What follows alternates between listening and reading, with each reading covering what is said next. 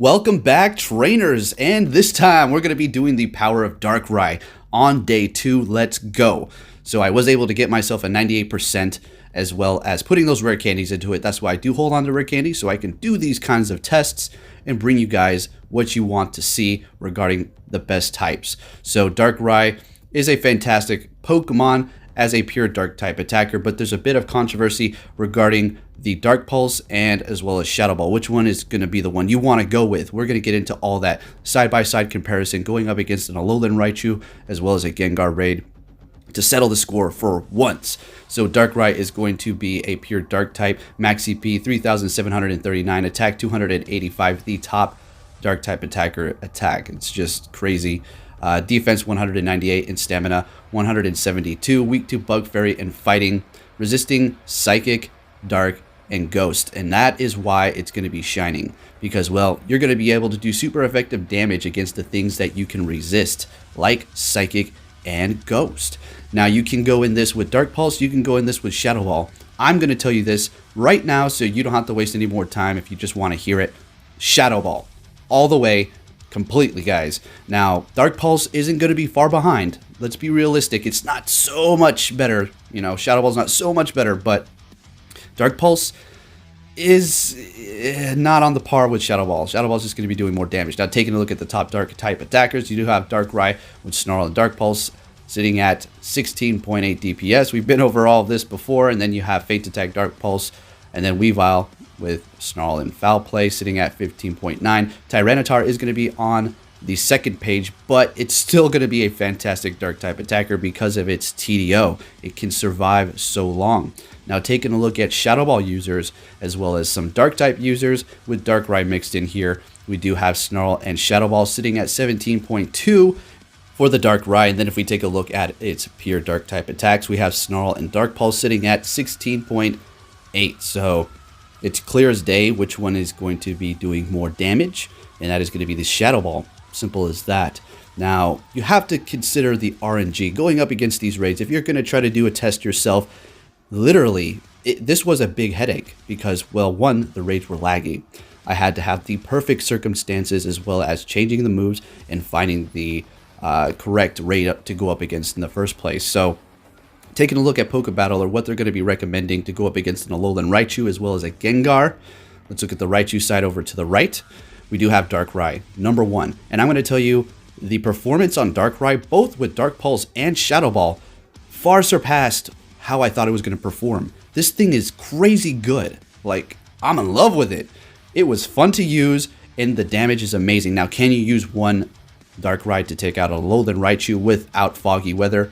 It's very close, and you could almost do it. Maybe if I found a Spark Psychic and the RNG was godly perfect, maybe, but it's not really happening as far as I can tell. So they are recommending Dark Pulse on the Alolan Raichu, as well as Snarl. Of course, you want Snarl. Taking a look at the Gengar, they have several more options above Darkrai, but when we take a look at that number 5 spot, it's going to be recommending Snarl and Dark Pulse.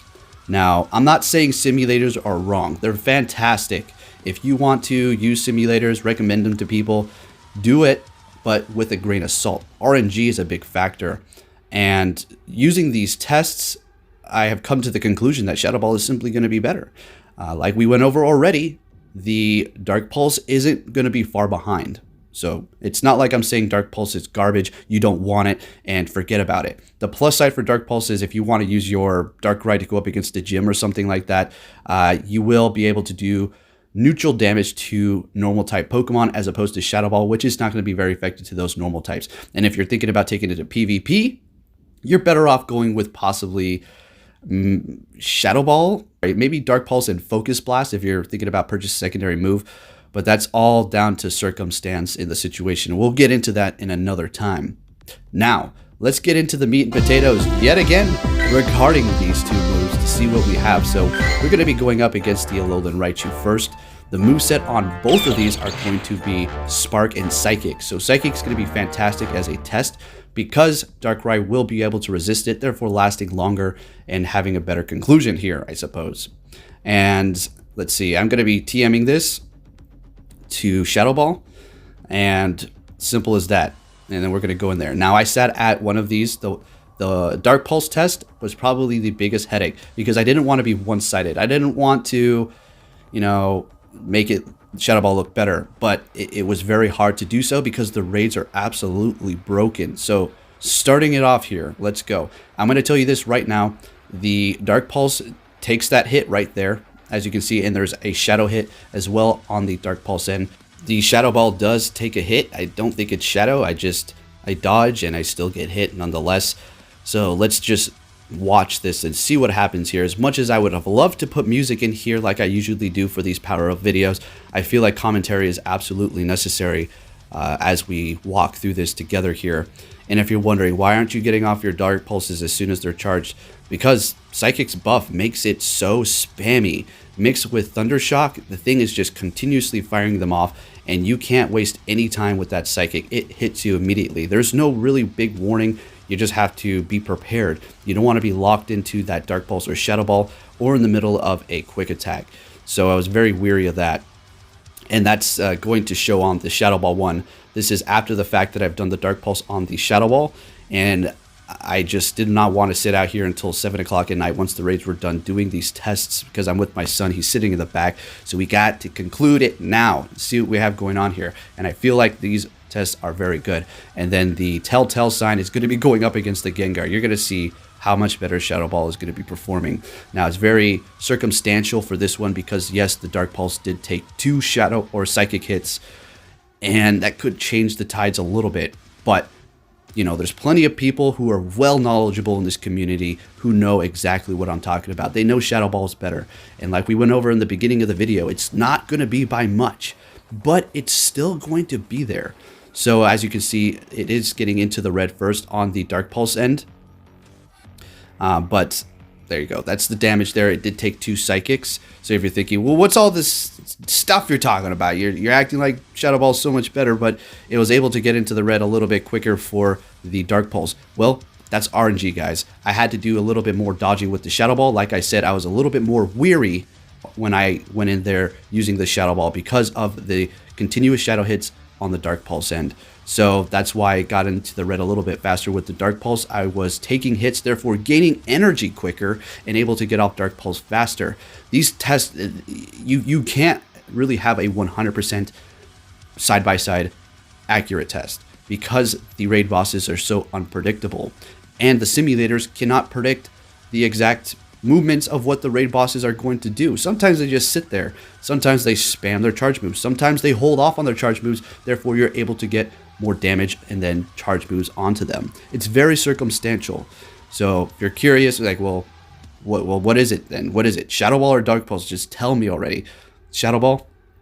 That's what I'm going with, guys. Personally, for me, I have been convinced of doing these. I set out here for, I'd say, 4 hours looking for raids and doing these raids and then finding the perfect move sets, sitting at them for the whole duration, and there's my conclusion. Now, going into the Gengar here. Yet again, we have the Shadow Ball to the left and the Dark Pulse to the right. This was not any sort of one and done, came at hatch and completed it, and we found out exactly what we needed to do here. So I will tell you this, though. The Shadow Ball one had great RNG in the beginning. That Gengar did not want to get off the Shadow Ball. It was just holding energy, and when that kind of thing happens, it's pretty good. It's pretty good. If you're trying to do like a trio or something or a duo, you kind of want that raid boss to hit you with those charge moves so you can gain energy for your charge move and, you know, hit it faster onto the raid boss so you can do more damage quicker. Simple as that. But for these tests, you kind of want them to hold out. And it didn't really hold out too much for the Dark Pulse, but still pretty good conclusion. I made sure I restarted every single time if they seemed like there was a bit of unfairness on either end. And I think like this one is going to be a better test than the Alolan Raichu here. Better conclusion. You'll be able to see the time. And I kept getting that drift. Oh my, it was driving me absolutely mad. So I was able to get into the yellow first on the Shadow Ball. Like we said already, it was holding off on those charge moves. So I was able to spam it with my Shadow Ball a lot more than the Dark Pulse. So I had to dodge more with the Dark Pulse, right? Let's go ahead and see. We're at 101 and right before the Toxic symbol there. And then for the Dark Pulse, we are at 96 and right above the toxic symbol yet again. So I'm done. I think Shadow Ball is better, guys, and you should probably go with it. But hey, you don't have to take my word for it. So there you have it, trainers. A shout out to Pokebatter as well as Gamepress for the raid comparison as well as the TDO sheets. And I'm pretty satisfied with Darkrai. Is it something you want to power up from, say, a Shadow Ball standpoint or a Dark Pulse standpoint? Either one, whatever you think is better, they're both going to be performing great. Let's just say that Darkrai in general is just magnificent, but I am willing to use these TMs to get Shadow Ball back on it after doing these tests because I am confident that Shadow Ball is going to be better. And I just think so, period. That's it. Anyways, tell me what you think below. Hope you enjoyed this video. If you did, please give it a big thumbs up, and I'll be catching you all next time. Take care.